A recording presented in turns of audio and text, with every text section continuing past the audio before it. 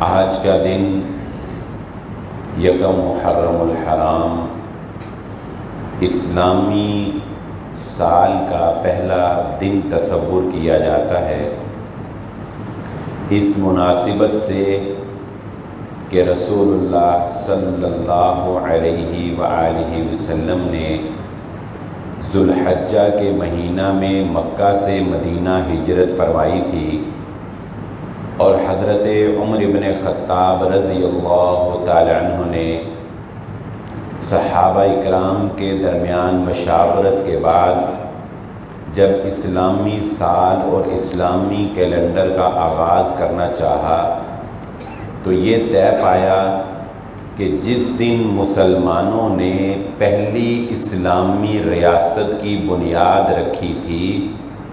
اس دن سے ہم اپنے سال کا آغاز کریں گے۔ چنانچہ ہجری سال ہم جب کہتے ہیں تو اس کا مطلب یہ ہوتا ہے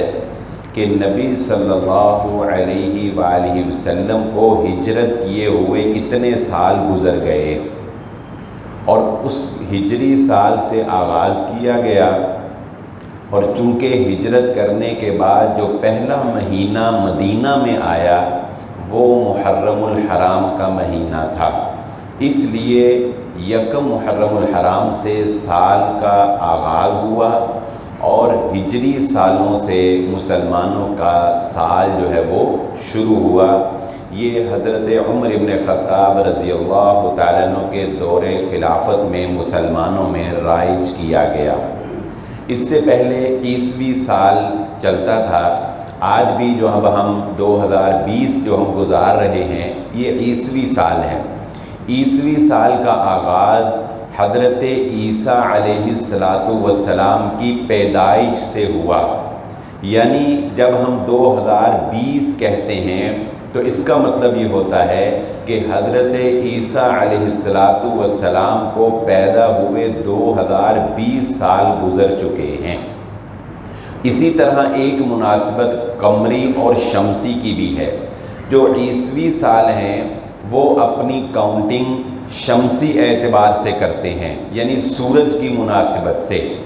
جبکہ اسلامک سال جو ہے یہ اپنی کاؤنٹنگ قمری سال سے کرتا ہے، چاند کے اعتبار سے۔ اس لیے یہ بات تھوڑی سی سمجھنے والی ہے کہ ہمارے ہاں جو مسائل ہیں مدت کے، ان میں شمسی نہیں قمری مہینوں کا اعتبار کیا جاتا ہے۔ میں ایک مثال سے بات سمجھا دیتا ہوں۔ مثال کے طور پہ جب کسی عورت کا خامند وفات پا جائے جسے ہم بیوہ کہتے ہیں تو اس کی عدت 4 مہینے 10 دن ہوتی ہے۔ یہ 4 مہینے 10 دن جو ہیں یہ ہم نے شمسی اعتبار سے مہینے پورے نہیں کرنے بلکہ قمری اعتبار سے مہینے پورے کرنے۔ اسی طرح جب آپ کا بچے کی پیدائش ہوتی ہے تو 7ویں دن عقیقہ کیا جاتا ہے۔ یہ 7واں دن شمسی اعتبار سے نہیں ہوگا بلکہ قمری چاند کے مہینے سے آغاز ہوگا۔ اس میں ایک اور دقیق نکتہ ہے جس کو عام طور پہ لوگ اب ان مسائل میں ملحوظ خاطر نہیں رکھتے، میں اس طرف نشاندہی کر کے بات آگے چلاتا ہوں کہ شمسی جو سال ہے اس میں جو دن کی تاریخ بدلتی ہے وہ آپ نے دیکھا ہوگا، رات کے 12 بجے AM شروع ہوتا ہے، اور اس کے بعد دن تک AM، اور اس کے بعد دن 12 بجے سے رات 12 بجے تک PM۔ یہ دن جو تاریخ تبدیل ہوتی ہے شمسی اعتبار سے وہ ہوتی ہے رات کو 12 بجے، لیکن قمری اعتبار سے جب تاریخ تبدیل ہوتی ہے تو وہ رات کو 12 بجے نہیں ہوتی بلکہ مغرب سے تاریخ تبدیل ہو جاتی ہے۔ بات سمجھیں؟ یعنی اگر کوئی بچہ عصر کے بعد پیدا ہوا، مثال کے طور پہ آج جمعے کا دن ہے، اگر کوئی بچہ عصر کے بعد پیدا ہوا تو قمری اعتبار سے وہ اس کا جو پہلا دن ہوگا وہ ہفتے کا دن شروع ہوگا۔ اس کا پہلا دن کون سا ہوگا؟ کیونکہ دن کا آغاز مغرب کے بعد ہونا ہے، جبکہ شمسی اعتبار سے اس کا پہلا دن یہی جمعے کا دن ہوگا۔ تو اس لیے یہ تھوڑے سے مسائل میں الجھن سی پیدا ہو جاتی ہے۔ ان چیزوں کو ذرا سمجھنے کی ضرورت ہے کہ قمری دن مغرب سے شروع ہوتا ہے اور جو شمسی دن ہے وہ رات 12 بجے سے اس کی تاریخ جو ہے وہ تبدیل ہوتی ہے۔ اپنے دینی مسائل میں ہم جس چیز کے مطابق چلتے ہیں، ہم چاند دیکھ کر روزہ رکھتے ہیں، چاند دیکھ کر عید کرتے ہیں، اس طرح اور دیگر مسائل میں ہم چاند کے اعتبار سے چلتے ہیں۔ تو یہ تو ایک یکم محرم الحرام کی تاریخی حیثیت تھی اسلامی اعتبار سے، جس کا ہر مسلمان کو علم ہونا ضروری ہے۔ یکم محرم الحرام کا دن ایک اور اعتبار سے بھی ایک خاص مناسبت رکھتا ہے اور ہمیں ایک خاص یاد دلاتا ہے، اور وہ حضرت عمر ابن خطاب رضی اللہ تعالیٰ عنہ جیسی ایک عظیم شخصیت، ایک بہادر اور نڈر خلیفہ، ایک فولاد جسم انسان، جس کے آنے سے اسلام کو عزت اور وقار ملا، جس کے آنے سے اسلام کی شان و شوکت میں اضافہ ہوا، آج یکم محرم الحرام ان کی شہادت کے دن کے اعتبار سے بھی یاد رکھے جانے والا دن ہے۔ قبل اس کے کہ میں حضرت عمر رضی اللہ تعالیٰ عنہ کی شخصیت کے اوپر گفتگو کروں، میں چند ایک باتیں محرم الحرام کے حوالے سے آج گوش گزار کرنا چاہتا ہوں۔ یہ باتیں اس لیے بھی اہم ہیں کہ ان باتوں کو سمجھنے کے لیے میں یہ سمجھتا ہوں کہ بہت لمبے چوڑے دلائل دینے کی ضرورت نہیں ہے۔ ان باتوں کو سمجھنے کے لیے انسان کا صرف مسلمان ہونا کافی ہے، کیونکہ ہر مسلمان، چاہے وہ کسی بھی مکتبہ فکر سے تعلق رکھتا ہو، چاہے وہ بریلوی ہو، چاہے وہ دیوبندی ہو، چاہے وہ اہل حدیث ہو، اہل سنت والجماعت کے جتنی بھی شاخیں ہیں ان میں سے جس میں بھی ہو، شافعی ہو، حنبلی ہو، مالکی ہو، اس کے لیے اس کے عقیدے میں ایک بات جو ہے وہ راسخ ہو جانی چاہیے، اور اس کا اس بات پر اعتماد اور یقین کامل ہوتا ہے جس پہ وہ ہر نماز میں کہتا ہے ایاک نعبد و ایاک نستعین، کہ ایک ہی ذات ہے جو انسان کو فائدہ پہنچا سکتی ہے، ایک ہی ذات ہے جو انسان کو نقصان سے بچا سکتی ہے، ایک ہی ذات ہے جس کے لیے ہم عبادت کر سکتے ہیں، ایک ہی ذات ہے جس سے ہم مدد طلب کر سکتے ہیں۔ یا ایھا الناس انتم الفقراء الی اللہ واللہ هو الغنی الحمید، ایک ہی ذات ہے جس کے ہم فقیر ہیں، جس کے ہم محتاج ہیں، اور ایک ہی ذات ہے جو ہر قسم کی محتاجی، ہر قسم کے عیب سے پاک ہے، اور وہ ذات کائنات میں سوائے اللہ رب العزت کی ذات کے اور کوئی ذات نہیں ہے۔ اس بات پر میں نہیں سمجھتا کہ اگرچہ اس پر قرآن مجید کی آیات بھری پڑی، سارا قرآن ہی توحید بیان کرتا ہے، سارا قرآن آپ 2 آیتیں پڑھیں، 3 آیتیں پڑھیں، اس کے بعد توحید کا بیان، شرک کی مذمت کا بیان۔ تو آج میں چند ایک باتیں اس اعتبار سے کرنا چاہوں گا کہ آپ ذرا اپنے ایمان کو چیک کریں، میں اور آپ، ہم دیکھیں کہ ہمارا اللہ پر یقین کتنا کو ہے، ہم اللہ کو کتنا کو مانتے ہیں کہ اللہ ہر چیز پر قادر ہے، ان اللہ علی کل شیء قدیر کا ہم نعرہ لگاتے ہیں، ہم کتنا کو مانتے ہیں۔ تو سمجھ لیجئے، اگر یکم محرم الحرام کے آغاز سے آپ نے اپنی زندگی کے معمولات میں اس مہینے کی آمد کی وجہ سے سوائے ان تبدیلیوں کے جو محمد الرسول اللہ صلی اللہ علیہ وسلم سے ثابت ہیں کہ آپ اس ماہ مبارک کے اندر روزے بڑے کثرت سے رکھا کرتے تھے، اس کے علاوہ اگر آپ نے کوئی تبدیلی اس وجہ سے اپنی زندگی میں لائی کہ یکم محرم الحرام کا آغاز ہو چکا ہے، تو یاد رکھ لیجئے آپ کا اللہ پر وہ ایمان نہیں ہے جو اللہ چاہتا ہے۔ کیسے ہو سکتا ہے آپ کا اللہ پر وہ ایمان؟ اگر آپ نے یکم محرم الحرام کا چاند دیکھ کر یہ سوچا کہ یہ پلاٹ جو میں نے خریدنا تھا میں اب اس کی پیمنٹ نہیں کروں گا چونکہ محرم کا آغاز ہو چکا ہے، یہ اپنے بچے کی شادی میں محرم کے بعد کروں گا چونکہ محرم کا آغاز ہو چکا ہے، یہ نیا جوڑا میں محرم الحرام میں نہیں پہنوں گا کیونکہ محرم کا آغاز ہو چکا ہے، یا تو آپ کا اللہ پر یقین نہیں ہے، اور یا پھر اس ماہ مبارک میں خوشی نہ کر کے آپ کے دل میں محمد الرسول اللہ صلی اللہ علیہ وآلہ وسلم کے فرمان کا کوئی پاس اور کوئی لحاظ نہیں ہے۔ اس لیے کہ دین اسلام سانحہ حضرت حسین رضی اللہ تعالیٰ عنہ کی شہادت سے 50 کا سال قبل نبی صلی اللہ علیہ وآلہ وسلم کے دنیا سے تشریف لے جانے کے بعد مکمل ہو چکا تھا۔ الیوم اکملت لکم دینکم واتممت علیکم نعمتی ورضیت لکم الاسلام دینا، اور نبی صلی اللہ علیہ وآلہ وسلم نے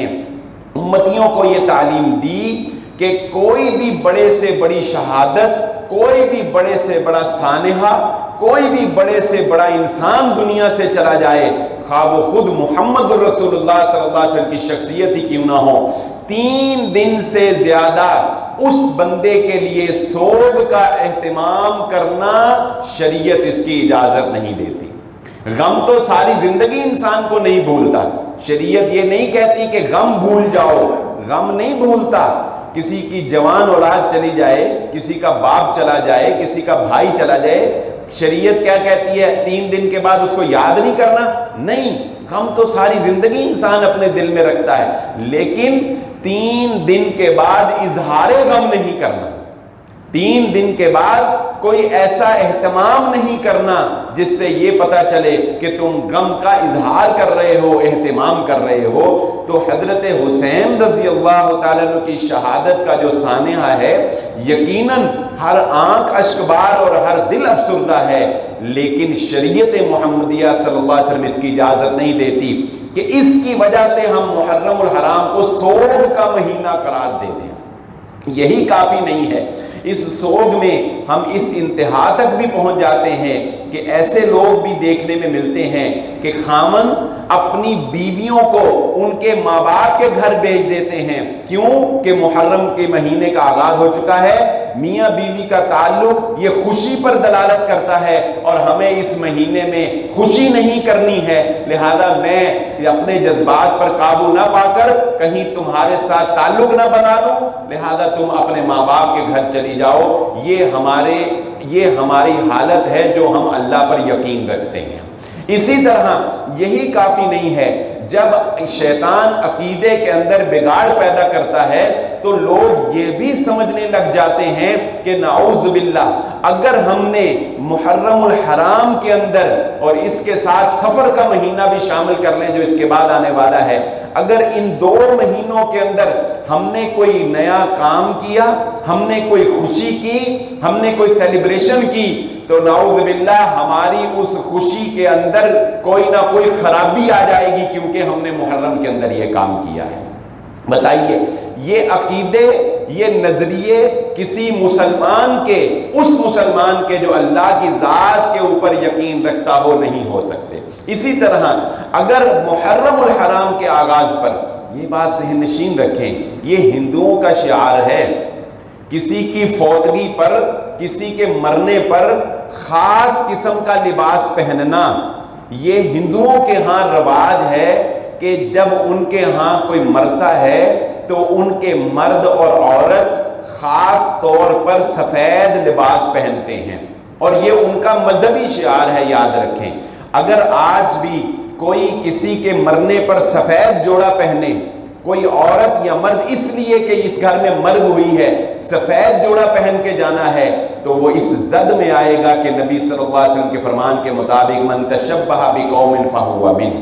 کہ کل قیامت کے روز وہ اسی قوم کے ساتھ ہوگا جس کی اس نے مشابہت اختیار کی ہے۔ لیکن وہ تو چلو ایک الگ بات ہے، لیکن یہ سمجھنا کہ یکم محرم الحرام کے آغاز پر کالے رنگ کے کپڑے پہن کر اس بات کا اعلان کرنا کہ ہم افسردہ ہیں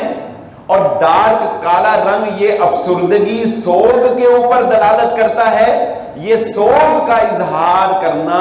محمد الرسول اللہ صلی اللہ علیہ وآلہ وسلم کی شریعت اس کی اجازت نہیں دیتی۔ اور جب میں ایسی باتیں کرتا ہوں تو میں اکثر اپنے بھائیوں کو کہتا ہوں کہ ہمیں شکوہ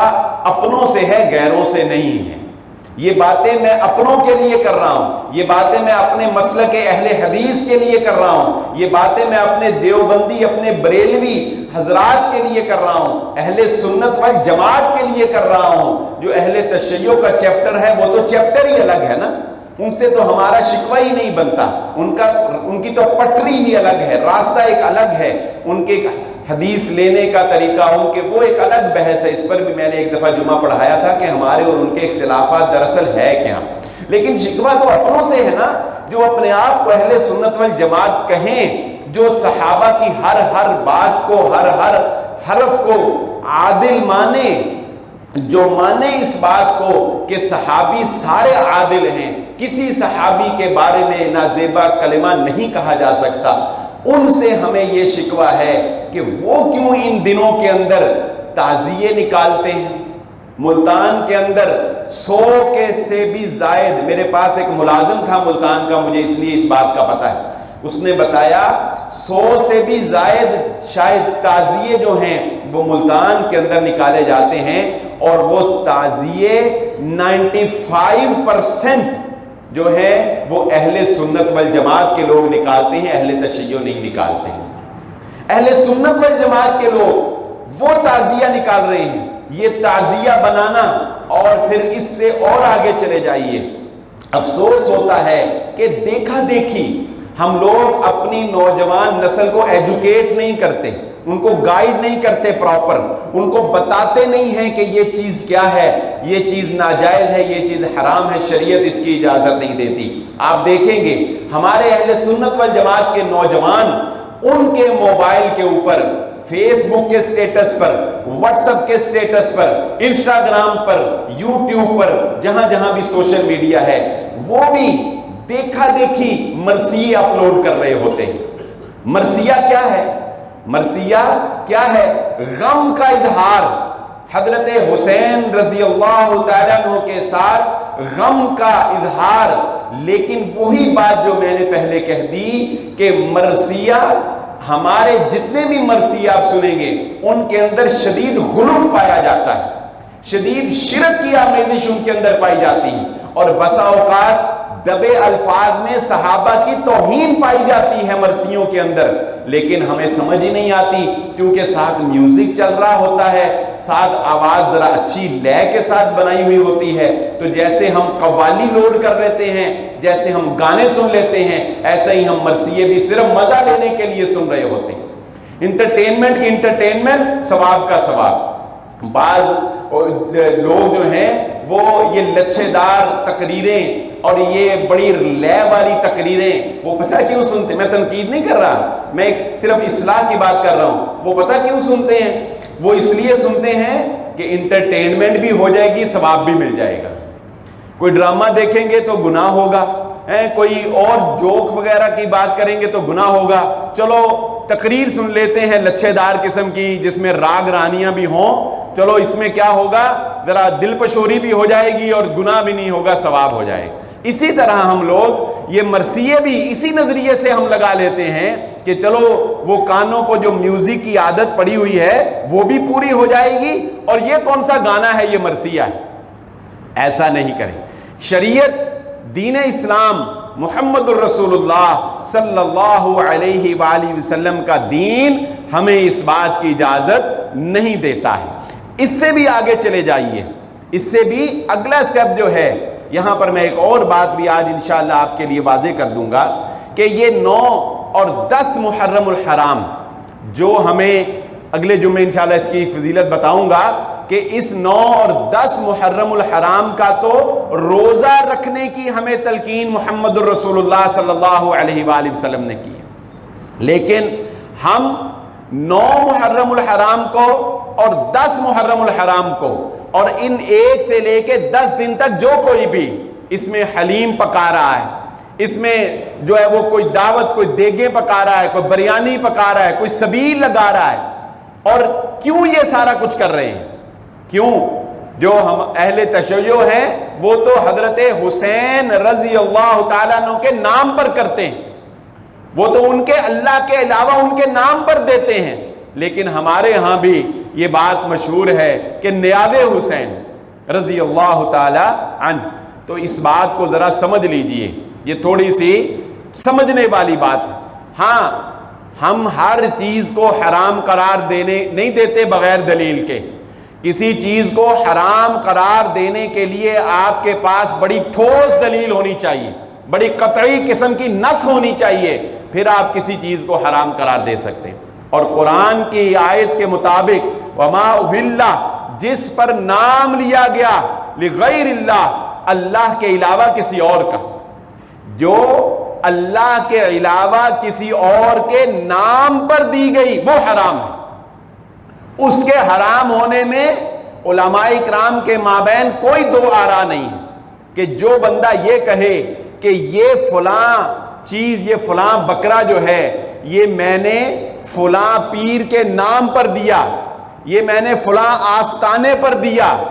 وہ بکرا، وہ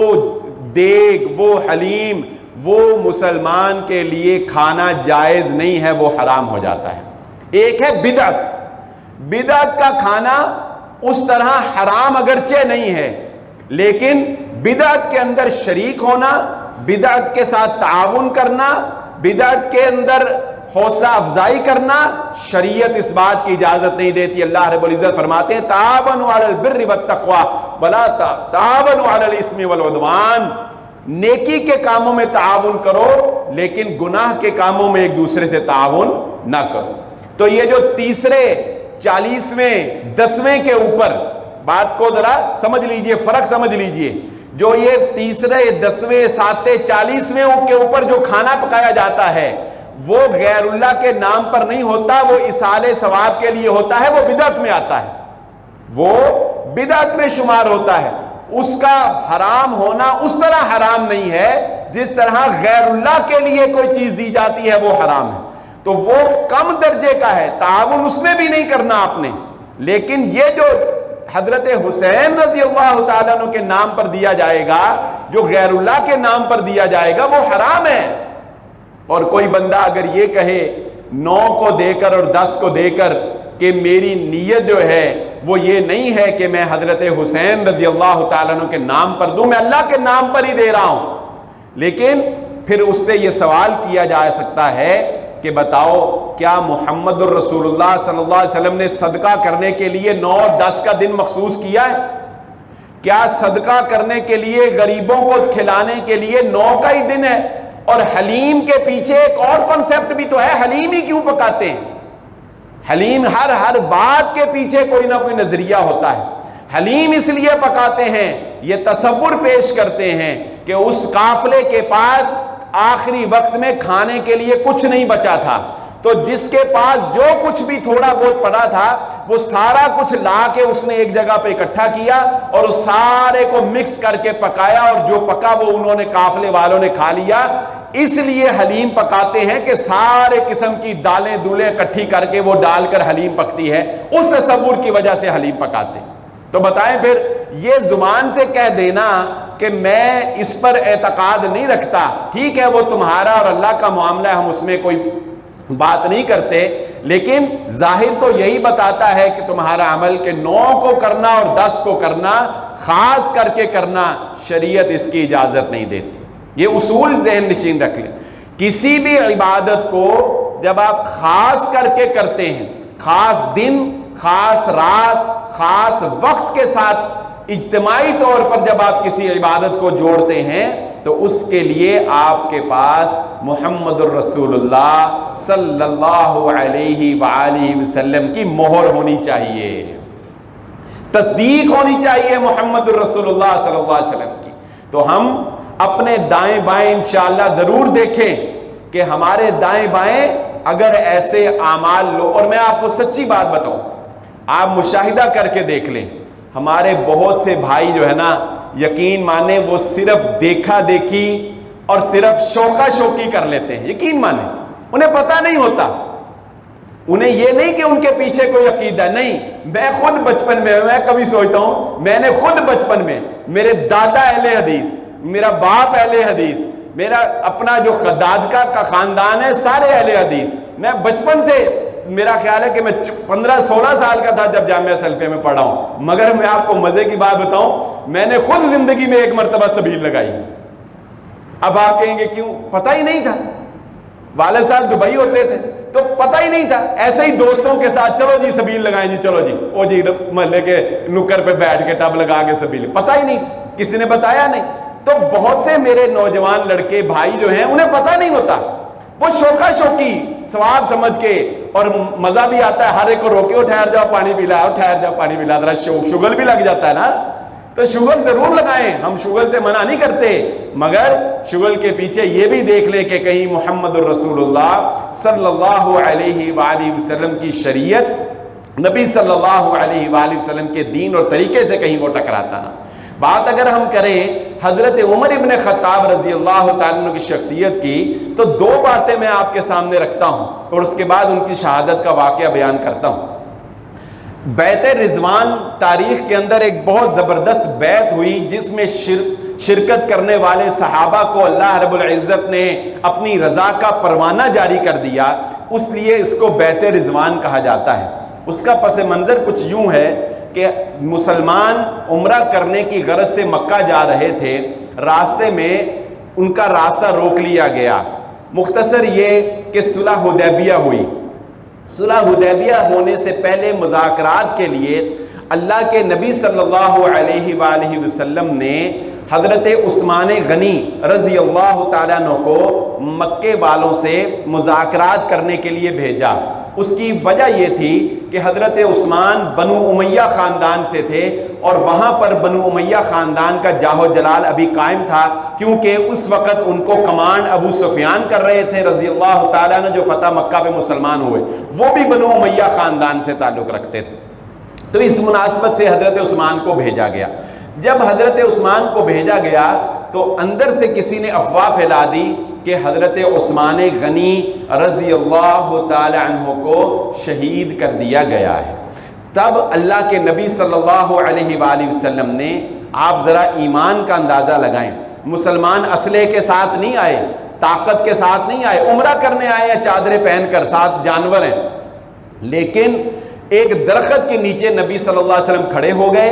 اور صحابہ کو کہا میرے ہاتھ پہ بیعت کرو. بیعت بمانا وعدہ, وعدہ موت کا, وعدہ موت کا. کیا وعدہ؟ وعدہ کرو کہ ہم اس وقت تک واپس نہیں جائیں گے یہاں تک کہ ہم اگر عثمان کو شہید کر دیا گیا ہے تو ان کی شہادت کا بدلہ نہ لے لیں. 1400 کے قریب صحابہ نے موت کے اوپر نبی صلی اللہ علیہ وآلہ وسلم سے بیعت کی. اللہ کیوں نہ ان کو کہے اللہ تجھ سے راضی ہو گیا, بتائیں تو صحیح. نہتوں نے موت کے اوپر بیعت کی ہے. تو نبی صلی اللہ علیہ وسلم نے اپنے ایک ہاتھ سے حضرت عثمان کی طرف سے بیعت کی کہ یہ عثمان کا ہاتھ ہے. کیا اللہ نے عظمت عطا کی صحابہ کو. خیر, جس بات کی طرف میں توجہ دلانا چاہتا ہوں, اب وہ ایک درخت تھا, ظاہر ہے اس درخت کے نیچے اتنا بڑا کام ہوا, قرآن میں اللہ نے اس کو جو ہے وہ اپنی رضا سے نواز دیا. تو حضرت عمر رضی اللہ تعالیٰ کے دور خلافت میں لوگ, چونکہ اب اسلام پھیل چکا تھا, تو جب لوگ مکہ جاتے ہوئے اس درخت کے پاس سے گزرتے تھے نا, تو وہاں رک کر نفل پڑھنا شروع کر دیتے. وہاں رک کر لوگوں نے نوافل پڑھنا شروع کر دیے. اس درخت کی اہمیت, تاریخی اہمیت, ثقافتی اہمیت کا اندازہ تو آپ کو ہوگا, لیکن عمر ابن خطاب رضی اللہ تعالیٰ عنہ کے عقیدے اور پختہ ایمان کے سامنے کسی چیز نے رکاوٹ پیدا نہیں کی. آپ نے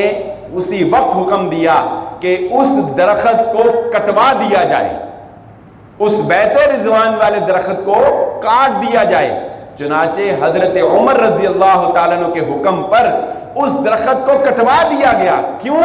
لوگ یہ نہ سمجھنے لگ جائیں کل کو کہ اس درخت کی وجہ سے کوئی مسلمانوں میں کوئی رضوان کی بیعت ہوئی, بیعت رضوان ہوئی, یا اس درخت کے نیچے نبی صلی اللہ علیہ وسلم نے کھڑے ہو کے بیعت رضوان کی تو اس درخت میں کوئی اثر پیدا ہو گیا ہے. لوگ اس درخت کی پوجا پرستش نظر و نیاز نہ شروع کر دیں، آپ نے وہ درخت ہی جڑ سے اکھڑا دیا۔ ہمارے ہاں یہ ہوتا ہے جی یہ درختوں سے اللہ لکھا آ گیا، چلو تصویریں کھینچو، فوٹو کاپیاں کراؤ، دیواروں پہ لگاؤ، اور لوگ جا جا کے وہاں نیازیں مانگ رہے ہیں، نظر و نیاز مانگ رہے ہیں۔ بٹالہ کالونی میں ہمارے وہاں پہ کوئی ایک شاخ سی تھی، اس پہ اللہ لکھا آ گیا، اللہ اور محمد صلی اللہ علیہ وسلم کا، لو جی بس پھر دیکھو لوگوں نے اس کا کیا حال۔ یہ ہمارا ایمان ہے، یہ ہمارا عقیدہ ہے۔ اللہ کے نبی محمد رسول اللہ صلی اللہ علیہ وآلہ وسلم نے مسلمانوں کو یہ تلقین نہیں کی کہ فتح کسی ایک شخص کی وجہ سے ہو رہی ہے۔ فتح دینے والا میدانوں میں کون؟ اللہ۔ ایک شخص حضرت خالد بن ولید رضی اللہ تعالیٰ عنہ، جس نے زندگی کے اندر شکست نام کا لفظ نہیں سنا، زندگی میں کبھی شکست نام کا لفظ نہیں سنا، حتیٰ کہ جب کفر کی حالت میں تھے تب بھی غزوہ احد میں مسلمانوں کی فتح کو شکست میں بدلنے والے حضرت خالد تھے۔ 28 سے زیادہ جنگیں لڑیں، 28 سے زیادہ جنگیں، اور مورخین نے لکھا جسم پہ کوئی ایسا نشان نہیں تھا، کوئی ایسی جگہ نہیں تھی جہاں پر زخم کا نشان نہ ہو، لیکن اس کے باوجود بستر پر موت آئی۔ حضرت عمر رضی اللہ تعالیٰ عنہ منصب خلافت پہ فائز ہوئے، حضرت خالد کو معزول کر دیا، سپہ سالاری سے معزول کر دیا۔ اب بلا بتائیں ایک آپ کا سپہ سالار کامیاب سپہ سالاری کر رہا ہو، بغیر کسی وجہ کے آپ اس کو معزول کر دیں، حیران کن بات نہیں ہے؟ لیکن آپ ان کی سینسٹی، جو ان کی نزاکت تھی ذہن کی، وہ اندازہ لگائیں۔ پوچھنے والوں نے پوچھا عمر خالد کو کیوں معزول کر دیا؟ حضرت عمر رضی اللہ تعالیٰ نے فرمایا خالد کو معزول اس لیے کیا لوگ یہ نہ سمجھیں اسلام کو فتح خالد کی وجہ سے ہو رہی ہے، اسلام کو فتح خالد کی وجہ سے نہیں، اللہ کی وجہ سے ہو رہی ہے۔ خالد معزول بھی ہو گئے، اسلام رکا، خالد معزول ہو گئے، اسلام کی فتوحات رکی۔ 22 لاکھ مربع میل پر عمر ابن خطاب رضی اللہ تعالیٰ عنہ نے حکومت کی ہے، خالد کی وجہ سے نہیں کی، اللہ کی نصرت کی وجہ سے کی ہے۔ اور حضرت عمر ابن خطاب رضی اللہ تعالیٰ عنہ کی حکومت تو صرف انسانوں کے اوپر نہیں، پانیوں کے اوپر بھی تھی۔ دریائے نیل کا جو واقعہ ہے مشہور تاریخ کے اندر لکھا، علامہ ابن کثیر رحمہ اللہ نے، وقت قلیل ہے میں اشارہ کر کے آگے چلوں، کہ جس وقت انہوں نے وہاں کے گورنر نے خط لکھا حضرت عمر کو کہ یہ تو عجیب ہی رواج ہے، یہ لوگ ہر سال دریائے نیل میں ایک لڑکی کمواری پھینکتے ہیں تو دریائے نیل کا پانی جو ہے وہ اوپر آ جاتا ہے، بہنے لگ جاتا ہے، اور یہ ان کا عقیدہ بنا ہے، لوگ ٹل نہیں رہے اور دریا خشک پڑا ہوا ہے۔ حضرت عمر رضی اللہ تعالیٰ نے خط لکھا، خط لکھ کر کہا یہ خط دریا نیل میں ڈال دو، اور اس کو کہا اگر تو اپنی مرضی سے چلتا ہے ہمیں تیری کوئی ضرورت نہیں ہے، اگر تو اللہ کے حکم سے چلتا ہے تو عمر تجھے یہ کہتا ہے کہ اپنے پانی کو جاری کر دے۔ دریائے نیل میں حضرت عمر کا خط ڈالا، دریائے نیل کا پانی چلنے لگ گیا تھا۔ حضرت عمر ابن خطاب رضی اللہ تعالیٰ نے خطبہ ارشاد فرما رہے ہیں، حضرت ساریہ جو جنگ کر رہے ہیں، مدینہ سے 1 مہینے کی مسافت کے اوپر جنگ کر رہے ہیں، مسلمانوں کا لشکر پہاڑ کے اوپر جنگ کر رہا ہے، ہواؤں نے بھی حضرت عمر کا پیغام پہنچایا ہے۔ حضرت عمر رضی اللہ تعالیٰ نے خطبہ ارشاد فرماتے ہوئے کہتے ہیں یا ساریۃ الجبل، اے ساریہ پہاڑ نہ چھوڑنا، اے ساریہ پہاڑ نہ چھوڑنا۔ لوگ حیران ہو گئے کہ جمعے کے دوران یہ کیا بات کر دی، اور ساریہ کو پکارا، وہ تو اتنی دور 1 ماہ کی مسافت پر جنگ لڑ رہا ہے۔ جب وہ قافلہ واپس آیا تو حضرت ساریہ اور قافلے والوں نے آ کر بتایا کہ اللہ نے ہمیں فتح سے ہمکنار کیا۔ کہا کیسے؟ کہا قریب تھا کہ ہم پہاڑ چھوڑ کر دشمن کے تعاقب کرنے لگ جاتے، لیکن ہمیں آواز آئی عمر ابن خطاب کی کہ انہوں نے کہا اے ساریہ پہاڑ نہ چھوڑنا، ہم نے پہاڑ نہیں چھوڑا، دشمن پلٹ کر ہم پر حملہ نہ کر سکا، اللہ نے ہمیں فتح سے ہمکنار کر دیا۔ یہ وہ ہے جو محمد رسول اللہ صلی اللہ علیہ وسلم نے فرمایا تھا کہ مجھ سے پہلی امتوں میں ایسے لوگ تھے جن پر اللہ الہام کیا کرتا تھا، اس امت میں اگر کوئی بندہ ایسا ہے جس پر اللہ الہام کرتا ہے تو وہ عمر ابن خطاب رضی اللہ تعالیٰ عنہ کی شخصیت ہے۔ 17 کے قریب مقامات ہیں جہاں پر حضرت عمر رضی اللہ تعالیٰ عنہ کی رائے قرآن کے موافق ہوئی ہے، جو آپ نے خواہش کی اللہ رب العزت کا قرآن اسی طرح اتر کر آ گیا۔ آپ نے اظہار کیا، اسی طرح قرآن اتر کر آ گیا۔ محمد رسول اللہ صلی اللہ علیہ وسلم نے اسی لیے تو ارشاد فرمایا تھا کہ نبوت کا سلسلہ اگرچہ ختم ہو چکا، مگر اگر میرے بعد نبی کوئی ہوتا تو وہ کوئی اور نہیں، وہ عمر ابن خطاب رضی اللہ تعالیٰ عنہ کی شخصیت ہوتی، جن کو اللہ نے وہ ہیبت، وہ روب، وہ جاہ و جلال، وہ وقار، وہ عزت، وہ شان دی تھی کہ نبی صلی اللہ علیہ وسلم نے فرمایا عمر اللہ نے تجھے کیا روب دیا ہے، تو جس راستے پر چلتا ہے ابلیس شیطان بھی اس راستے کو بدل کر تیرے سے سامنا کرنا گوارا نہیں کرتا ہے۔ یہ حضرت عمر ابن خطاب رضی اللہ تعالیٰ عنہ کی شخصیت تھی کہ جن کو پھر ابو لولو فیروز نے 26 ذوالحجہ کو آپ پر حملہ کیا گیا، 1 محرم الحرام کو آپ کی وفات ہوئی، فجر کی نماز آپ پڑھا رہے تھے۔ یہ ابو لولو فیروز مجوسی غلام تھا اور اس کو اپنے مالک سے یہ شکایت تھی، کیونکہ یہ کاریگر بہت تھا، یہ لوہار بھی تھا، یہ لکڑی کا کام بھی جانتا تھا اور بھی نقش و نگار کا کام جانتا تھا، تو اس نے حضرت عمر رضی اللہ تعالیٰ سے شکایت کی کہ میرا کام زیادہ ہے اور مجھے جو